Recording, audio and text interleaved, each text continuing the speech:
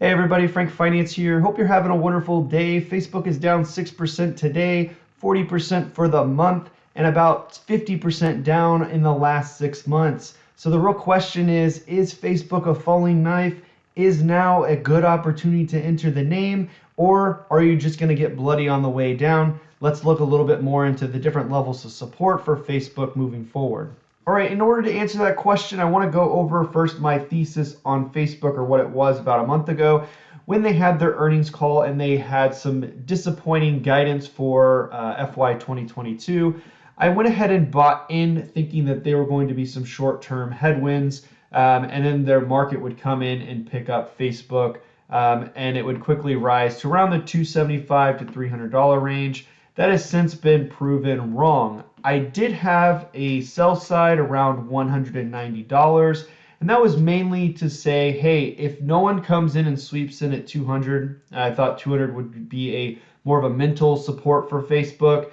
Then I thought at that point we would see buyers step in at 200. Since then we haven't, and now we're trading a sub 190. I actually sold my position last week when it dropped temporarily under to 190, under 190. But I'm just doing this video today, and it's back under 190. So all that being said is when we're looking at Facebook today, the 200, which is basically where I thought the support is, appears to have been broken.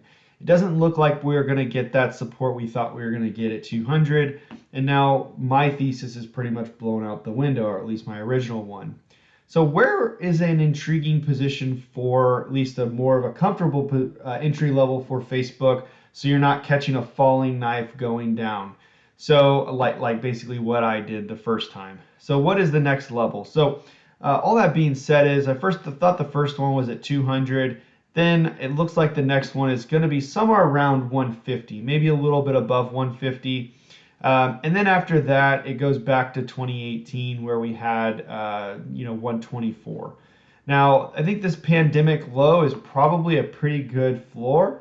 However, based off of the sheer sell-off in terms of dollar amount is quite alarming at the velocity at which it's sold off. The other thing is, it almost appears almost as a value trap at this point because it is selling at a very low multiple, in terms of price to earnings. And so, just make sure you know what you're getting into. I think there is some downside risk, not necessarily because, of some long-term guidance for Facebook. I think it's more some short-term sentiment change, and yeah, it is what it is. So really, honestly, I think around 150 is where I would, where I'm going to be setting my price target for Facebook around an entry point in the future. Right now, I'm looking at Facebook more as a trade. I'm looking for some more short-term trades. And so if Facebook did drop down close to 150, let's say 157, 155, I'd be considering that as an entry position. Again, these are not buy or sell recommendations. These are just things to think about when you're looking at Facebook from a trading perspective. Again, this is not doing a DCF on Facebook. This is just looking for trends and trying to pick them up. I will be coming out with a DCF model for Facebook and sharing that with you here probably in the next month. But in the meantime, this is kind of what I'm looking at least for short-term trading. If you like this type of content, please consider subscribing. I do videos on personal finance, investing, and stock analysis. And if you like this video again, please hit that thumbs up button. Now back to your content. Now, outside of the guidance they gave in their last earnings report, there have been some news headlines that have caused a little bit of a stir lately. There is the conflict with Ukraine and Russia, and there is some talk of shutting down Facebook in Russia. There also was some concerns about shutting Facebook off in the EU completely. And Facebook kind of saying, hey, you basically, egging Europe to do that. So that would definitely be a big impact. And then there's also more headlines coming out, more so lately, trying to figure out how Facebook is going to deal with Reels and monetizing their short form content. So looking forward to the next quarter for Facebook, we're really going to want them to see how they're going to continue monetizing their Reels and increasing that as they start to promote short form content more. The other thing we're going to be looking at probably more so is going to be their Reality Labs division and see how much of a cash burn that's going to have. Another big thing that I did make a video on recently was that Facebook, similar to what Apple did on their privacy, Google is doing something very similar. However, it is a different approach, and they're going to give about a 2-year time frame to Facebook and other integrators before they start to implement that security. So point is on that is it could be another hit. Again, Apple is a 17-20% of the phone market. Android is pretty much makes up the remaining 80% of that. And so if there is a major disruption between what Google is doing in the future and that it impacts Facebook's ability to show ads, it doesn't really matter necessarily what they're doing on the VR landscape. It will have a significant impact on their ads if they don't definitely make progress into making a substitute and working closely with Google to make sure that doesn't impact the business. The good news on this one is it seems like Google is working with their vendors and the people they integrate with to where it won't have nearly the impact that where Apple just decided, you know what, we're not going to share this information, period.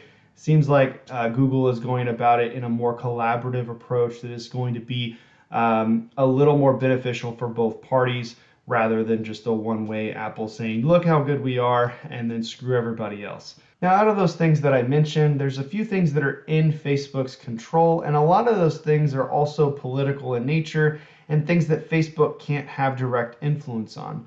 So the things that are inside of Facebook's control is what we're going to want to see them change over the course of the next year or two. Now, the one thing that would be great if they changed, but it's not going to, is the investment they're making in the Reality Labs. Either decelerating the amount of investments or just cutting it all together would basically make the stock price go back to where it was. The other thing that they can't control at this point is what's happening with Apple and basically losing about $10 billion in revenue just from that security change alone. So moving forward, again, control the controllables, but at this point, I don't think there's anything Facebook can do in the short term to reverse this trend. And that is the unfortunate thing here, is that Facebook can't really make any actions in order to, at least in my opinion, or the things that I know of right now, it doesn't look like Facebook is going to make any actions to reverse the trend. The only thing I could think that they could control is just cutting the Reality Labs altogether.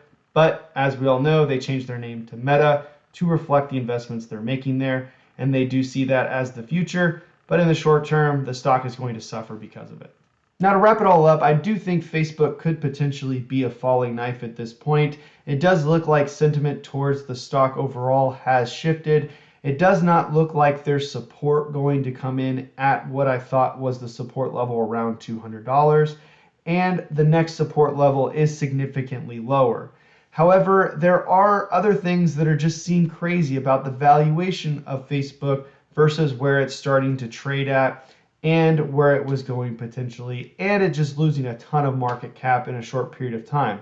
Crazier things have happened. However, it is a little wild to see such a large price movement around a drop in their free cash flow around the range that it was.